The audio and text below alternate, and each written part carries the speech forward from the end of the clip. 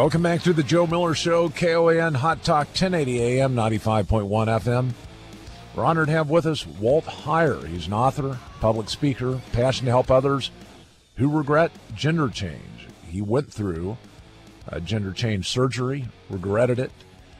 He's here to talk about it. He has a website, sexchangeregret.com, his blog, waltheyer.com. On it, he raises public awareness about the incidents of regret and the tragic consequences suffered as a result.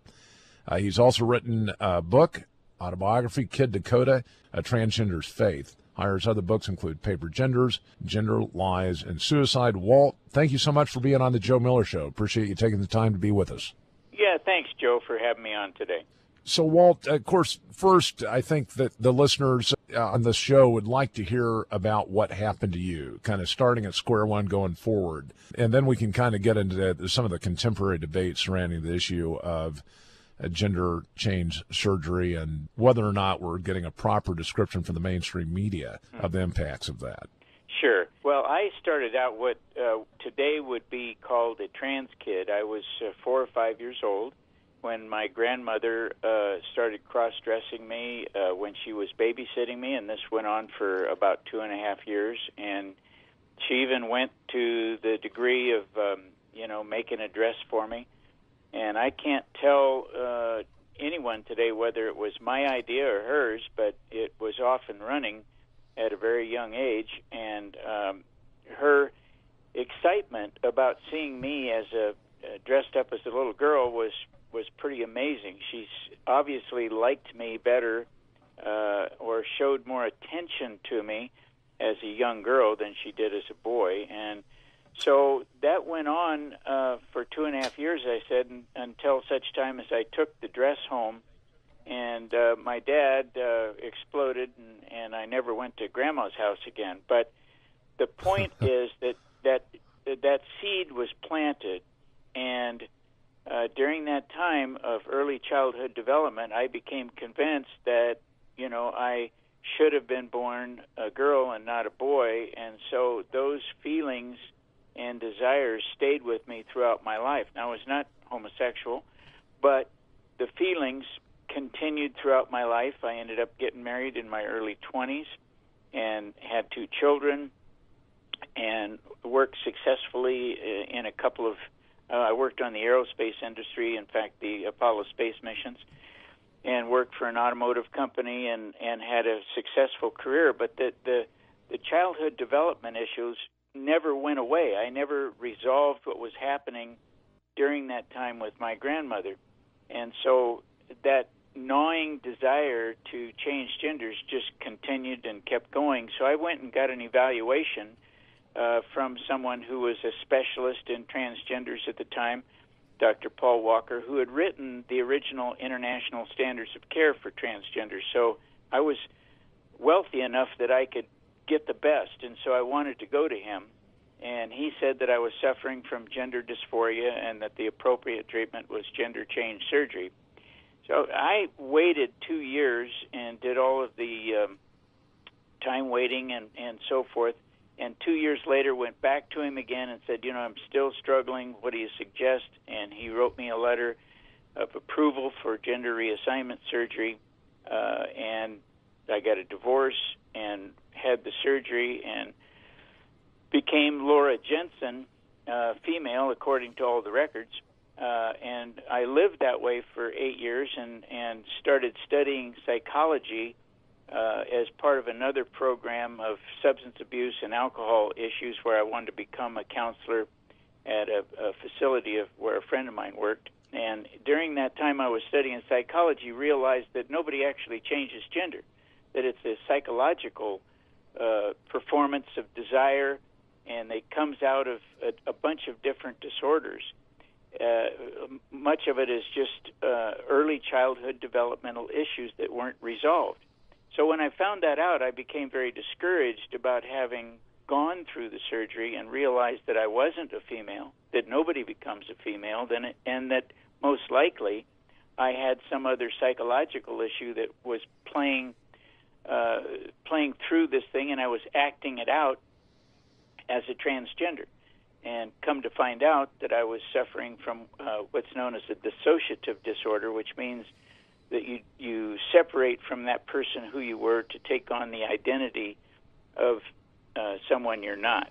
So had I gotten proper care and treatment for the dissociative disorder, I would not have needed to have the surgical change. So that's why I regret it, is because the proper diagnosing and medical treatment was not available. Everybody was just, even that many years ago, it's 32 years ago, was pushing surgery and not looking for the underlying disorder. So why did you seek out Dr. Paul Walker? Was there an understanding that he would be likely to provide a referral for the actual surgery, the gender reassignment surgery, or was it that he was really seen as the expert? I mean, do you recall as to why you actually approached him? Yeah, he was the expert at the time. I mean, he was, the best in the country. He had written books on it. He was well known at Johns Hopkins, and was recognized as the guy of the time for gender reassignment surgery as far as gaining approval. So he was the guy to go to. He was the go-to guy. I mean, and that really was the objective that you had then. In other words, you wanted to find a professional that was going to actually endorse that approach. Well, I wanted to find somebody that would tell me yes or no. When I went in there, I didn't know if he was going to say, well, you're not, or you are. I really didn't know. But so, when I hear about this stuff, Walt, I mean, I'm an attorney, a practicing attorney, and we're going to get into maybe this next segment, some of the contemporary, the empirical evidence about how bad this stuff is. But I think about lawsuit. I mean, here's a professional suggesting that you can become a different sex through the surgery, when in reality, as you found out, not just psychologically, but also, physiologically, that really doesn't happen. I mean, did you take any action, or are you aware of people that have taken that kind of action against doctors that have recommended the surgery with those that then later have regret? No, I went back to him and had a sit-down face-to-face with him, and he wrote me a letter, which I have, where he admitted that he made a mistake, and wow, that in his diagnosis and suggested treatment for me. And I thought about suing him, but what I didn't know prior to him approving me was that he was a homosexual man, and he was dying from AIDS at the time.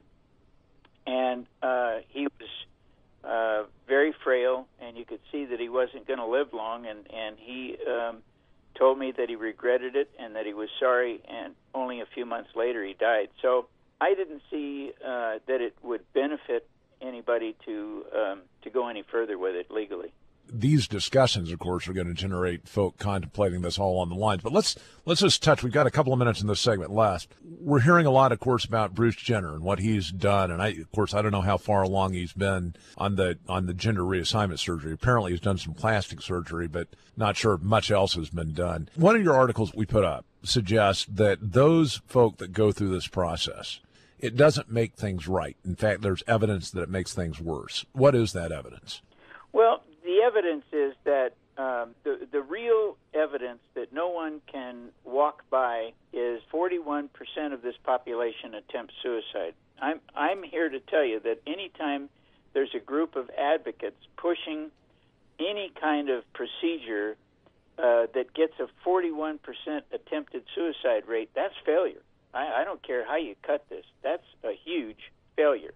That's just massive. And, of course, a lot of folk in that group will say, well, that's because there's societal disapproval. It's because people don't like what we've done. And so it really, in order to limit that number, we need to get society to accept. Well, if we're intellectually honest about it, the real issue is that we're dealing with a population that has 60 to 70% of them are suffering from psychological and psychiatric disorders that are never diagnosed and therefore never treated prior to undergoing gender reassignment surgery, and as a result, they become depressed and attempt suicide. Well, unbelievable. So those that undergo the gender reassignment surgery, 41% later contemplate attempt suicide. Horrific number. Walt Heyer underwent this procedure, regretted it. We're talking with him about the implications of it, what we need to do in society to address the issues. Stay with us, The Joe Miller Show, back after these messages.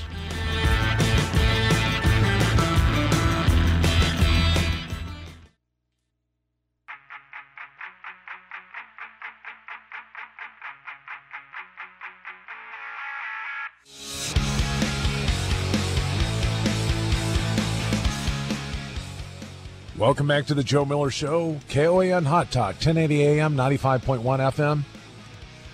We have with us Walt Heyer, author, public speaker, passion to help others who regret gender change. He went through it himself, regrets it, now trying to get out information so that people can make an informed decision that's accurate, not one based upon the biases that are coming through contemporary culture and media. He has a website, sexchangeregret.com, has a blog, waltheyer.com, written several books, a novel, Kid Dakota and the Secret at Grandma's House, A Transgender's Faith, and Paper Genders, Gender, Lies, and Suicide. Walt, thanks for staying with us, blessing us with another segment. Appreciate your insights. Yeah, nice to be here. I assume these books, we can get them at Amazon.com, is that right? Absolutely. So we were talking during the break. I just chatted a little bit about this movement against the reparative counseling, the counseling that's going on right now in the homosexual community to cause people to change basically their orientation back to heterosexual attraction. And that therapy is increasingly being banned in a number of different places. I think California considered it, several East Coast states. I'm wondering what the state of this gender reassignment area is, whether or not psychotherapy is being discouraged, or whether, and in place of that, whether the physiological response, the surgery, the hormone treatment is being preferred. Do you see any trending in that area? Yeah, I think there's a very deliberate, well-orchestrated process to try to make anybody who thinks they want to have or has a desire to change gender from even considering psychotherapy. The only reason you'd go to a clinician of that type is to get a letter of approval to have surgery. There's so much built into the psychotherapy part where they're talking about homosexuality and forgetting that the vast majority of people who undergo gender reassignment surgery are not homosexual. So they're conflating the two things. Like if somebody goes in to be approved for gender surgery, they're apparently assuming they're all homosexual. That's wrong. The vast majority of them are not. They're people who are suffering from a psychological or psychiatric disorder that has confused them about who they are. So they don't want to be who they are so that they can become someone who they're not. That kind of person needs psychotherapy, and they're really not there to talk about their sexual attraction, because most of them are heterosexual. After they change genders, they still are attracted to females. And many transgenders end up not engaging in any kind of sexual activity at all because the hormone therapy actually causes a tremendous change in your physiological state and doesn't really allow you to get excited sexually. So some of these people won't even engage in sex. So it's all about their identity, their gender identity, for the vast majority of them. So where did this start? I mean, who are kind of the fathers of this movement to engage in the gender reassignment surgery, the hormonal treatment? Can you identify them and what kind of their background is? Yeah, we start with Kinsey back in the late 40s, who was a very, in my view, very crazy guy who thought any kind of sex with anything or anybody was good. I mean, he was just a total sexual activist who connected with an endocrinologist named Harry Benjamin, and the two became friends in San Francisco. And that's where Benjamin kind of started his practice. And Kinsey brought him a young homosexual boy in the early 50s, and it was at that point that Benjamin said, well, I think I want to talk to a group of psychologists and see if we shouldn't be giving these people surgery and giving them hormones. Well, the group of people who met to discuss this could not agree that it was a good idea, but Benjamin went ahead anyway and started administering hormones to the person, and then hooked him up with a surgeon somewhere in Europe. And he went there, and they never heard from him again. They had absolutely, totally lost contact with him. They don't know if he committed suicide.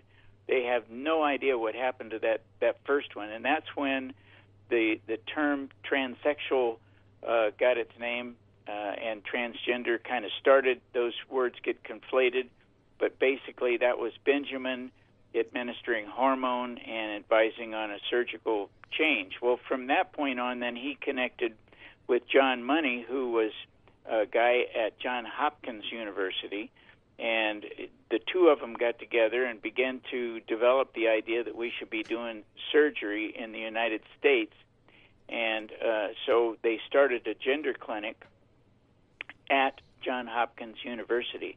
But prior to that, John Money was asked to help a family from Canada with one of their kids. That was the Raymer twins, very famous case.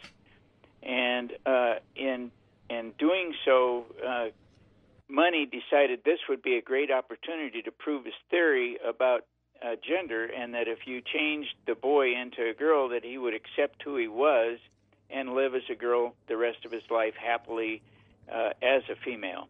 So they brought him to Money because he had a botched circumcision, and it was messed up. They messed it up and needed to be repaired. But instead of repairing it, he just did gender reassignment surgery on this young boy.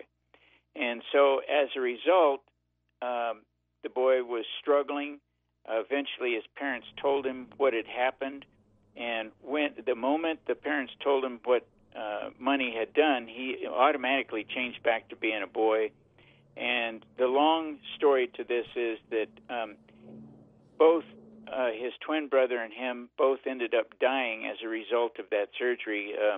One was suicide and one was an overdose. Both actually were suicide and overdose of drugs when they were in their 30s. But they came out later in life and talked about John Money forcing them to engage in sex with each other, because John Money was a pedophile activist, as well as Kinsey was a pedophile activist, as well as Harry Benjamin was a pedophile activist. So the founding fathers of the transgender surgery were all pedophile activists. They weren't looking to resolve psychological or psychiatric problems. They were looking to enhance the sexual experience through transgenderism. Yeah, pathetic. You know, what that just reminds me about, every once in a while in the news we see these stories about these children that are being encouraged to pursue their confused identity, and that the parents of some of these children will actually provide to them hormone therapy, of course, through a willing, accomplished doctor, and some even go as far as surgical intervention. And when I read that, it's just an absolute outrage. I mean, what's your perspective of, first of all, the propriety of that? Of course, we already know the answer of it, but then, what do you think society ought to do about parents that take those kind of steps? Well, I think, first off, we need to educate parents that we're sending kids down the road to suicide. That's what the evidence shows, that 41% of them. In fact, in young kids, the suicide rate is even greater. The attempt suicide rate's greater, and the results of suicide are greater. But, I saw a show that really, I think, tells the story in the best way it could. They were doing a documentary, I forget which station or show it was on, but they were doing a documentary about a child transgender that had been sent to school dressed as a girl for like 1 or 2 years. And during the storytelling time, Mom was brushing the boy's long hair and talking to the interviewer and talking about how exciting this was. And I kept thinking about myself and my grandmother. And all of a sudden, in just a stop moment, the child, the young boy, turned around, who was being dressed as a girl, hair combed as a girl, turned around to his mother and said, "Would you still love me if I was a boy?" Wow. I mean, I flew off the couch. This is what we're dealing with. We've got people who are showing off their transgender kids, I think, in many cases, to show that they're tolerant and they're diverse and they're up to date and they're hip, slick, and cool. while the kid is struggling with the parent guiding them down this path that perhaps many of them don't want to go down. Now, kids are curious. Kids are always curious. But I put out a study on my blog, 94%, up to 94% of kids, if not encouraged to go for gender reassignment surgery or a change of gender without surgery, 94% would abandon the idea before they reached adulthood. Yeah, it amazes me at how the media reinforces this, though, the wrong side of this, and that if you ever speak out against kind of the prevailing winds on this issue, it's kind of like that the conversion therapy that we were talking about earlier on the homosexual side of it, that they come down like a ton of bricks. And yeah, it may be the slickness, the coolness, the diversity of it, wanting to show that you actually are inclusive. I don't know what the motivation of it is, but like you said, it's doing just dramatically adverse injury and permanent injury. I mean, I think I read in one of your articles, the things that you still suffer from. You haven't gone into great detail, but this is not something that you can just switch back from, is it? No. I mean, keep in mind, this happened it started when I was 4 years old. Well, that was 70 years ago. We're still talking about it today. I mean, is that really what you want your child to be doing? Right. And, and having the schools encourage it, we attended a school board meeting up here in Fairbanks several years ago, just listening to it's as if people have thrown their brains out the door when they're talking about this. And from a psychological perspective, the thing that's really quirky is you got these psychotherapists that are basically, arguing themselves out of work in the future, right? Because they're saying, hey, go do the gender surgery, forget the psychotherapy. Exactly. Yeah. Well, Walt, keep up the good work. I really appreciate your efforts in this, even though it's not a popular subject. SexChangeRegret.com, WaltHeyer.com. That's HEYER.com. Get his books. You want to learn more about this? Obviously, he's the expert. He's gone through it. Thanks again, Walt, for everything that you're doing to educate the public on this important topic. Thank you very much. I enjoyed it. Bye. All right. We'll be back with you after these messages. Stay with us. The Joe Miller Show.